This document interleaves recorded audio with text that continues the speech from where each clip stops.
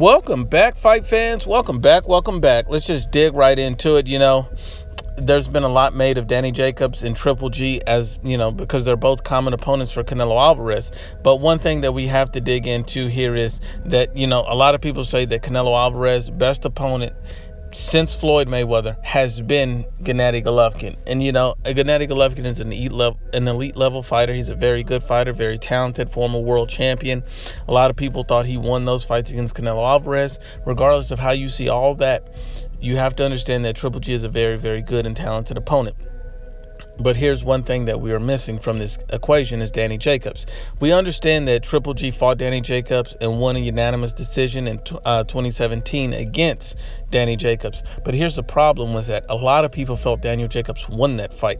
A lot of people felt like Triple G was exposed against Danny Jacobs. Danny Jacobs was dropped in that fight. But even in the fight that Danny Jacobs was dropped against Triple G, to me it looked more of a flash knockdown or a push than it was a genuine knockdown, because when Danny Jacobs got up, he didn't seem hurt, and he got up firing back. And not only that, this is to all the people that say, oh, he was hurt against Triple G. Danny Jacobs got up and was never hurt again, was never dropped again. It never happened again. So when you look at it like that, you've seen Danny Jacobs boxing the efficient and smart way, but also gaining respect from Triple G. Even after the fight, Triple G and Abel Sanchez said Danny Jacobs is an amazing fighter, the hardest test they ever faced to date. And that was a lot of respect from those guys to give to Danny Jacobs. Even Danny Jacobs has made a comment that he felt like Triple G knew he lost if you look at his face after the fight.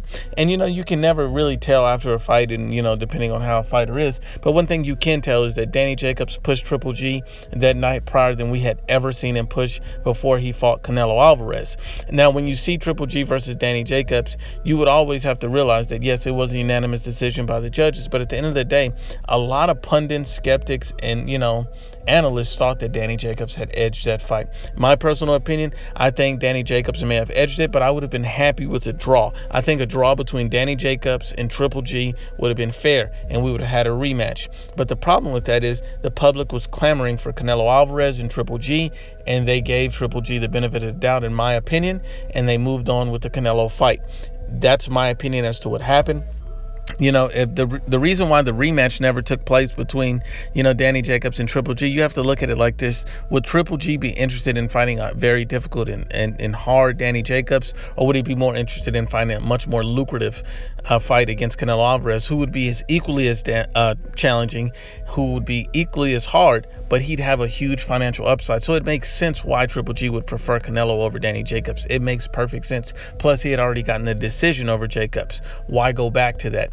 But at this point, if Canelo Alvarez loses to Danny Jacobs, Triple G has already stated that he's not interested in Danny Jacobs' fight. He's not interested in the belts. He's only interested in facing Canelo Alvarez again. And a lot of people feel like that's because of a big payday. People feel like he may also be ducking Danny Jacobs. But my thing is, for Triple G's legacy, I think it would help him tremendously to rematch Danny Jacobs, quiet those doubters, if he truly feels that he's the better fighter, if he beats Canelo Alvarez. If he does not beat Canelo Alvarez, then it's not necessary, because you have to understand that at this point, the winner of the Canelo Jacobs fight will be the big name, will be the big star, will be the guy that has all the belts. So you should be fighting for legacy at this point, because you have a guaranteed deal with DAZN. Now, at the end of the day, this is an interesting tidbit on the fight between Danny Jacobs and Triple G, is the fact that Canelo Alvarez has came out and publicly stated that he believes that Danny Jacobs beat Triple G.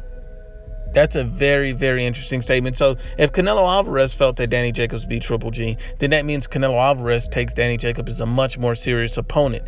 He takes him as a very hard test, because you have to also understand that Danny Jacobs can do things in the ring that Triple G simply cannot. While Triple G is a very, very good fighter, an elite level fighter, has an elite power. He's not an elite pure boxer. Danny Jacobs is. Danny Jacobs can make it uncomfortable. And if you notice, between the Canelo 1 and the Canelo 2 fight with Triple G, Canelo Alvarez improved vastly from the first fight to the second fight. His work rate went up. He stood in front of Triple G. He proved a lot the second fight that he didn't necessarily prove the first time. So when you see the vast improvement from Canelo from fight 1 to 2, you realize that a pure boxer always performs better in the second fight, the rematch, than they do the first fight.